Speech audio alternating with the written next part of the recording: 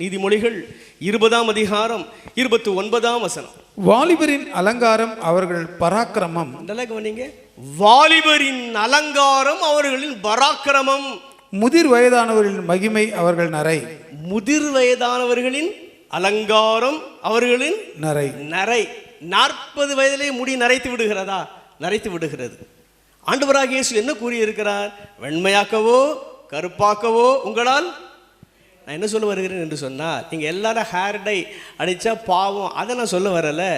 ஆனால் நாம் எவ்வாறு இருக்க வேண்டும் என்கிற தோற்றத்தை அவர் நிர்ணயிக்கிறார். அல்லேலூயா. இன்றைக்கி நிறைய திருமணமான ஆண்கள், நிறைய திருமணமான பெண்கள் அநேக சர்ச்சைகளிலே சிக்குவதற்கு காரணம் என்ன தெரியுமா? அநேக ஊழியர்கள் சர்ச்சையிலே சிக்குவதற்கு காரணம் என்ன தெரியுமா? தங்களுடைய நரைமையை வெளியே காண்பிக்க மாட்டார்கள்.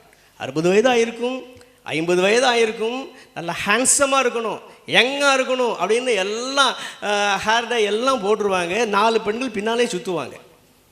உங்கள் வயதை நீங்கள் கரெக்டாக காமிச்சிங்கன்னா உங்கள் எந்த பெண்களும் உங்கள் கூட பேசும்போது, ஐயா நல்ல ஒரு வயதானவங்க தான் ஐயா, அழகாக புரிஞ்சுக்கிடுவாங்க. தவறான நோக்கம் அந்த பெண்களுக்கும் வராது, உங்களுக்கும் வராது. நல்ல சேஃப்டி தான். இதுக்கு தான் ஆண்டவர் வச்சிருக்கிறார். அதனால தான் வெண்மையாக்கவோ கருப்பாக்கவோ உங்களால் கூடாது என்று சொன்ன காரியத்தை நாம் எப்படியாவது வெண்மையை கருப்பாக்க, கருப்பை வெண்மையாக்க ஏன் செயல்படணும்? விட்டுடலாமே. அதை தான் என்னுடைய கருத்து. அல்லேலூயா. நமக்கு சேஃப்டிக்கு தான் ஆண்டவர் ஒரு 40 வயசு ஆகிட்டுனா அழகாக என்ன செஞ்சிடறாரு, என்ன வச்சிருந்தாருன்னா வெண்மையாக்க வச்சிருந்தாரு.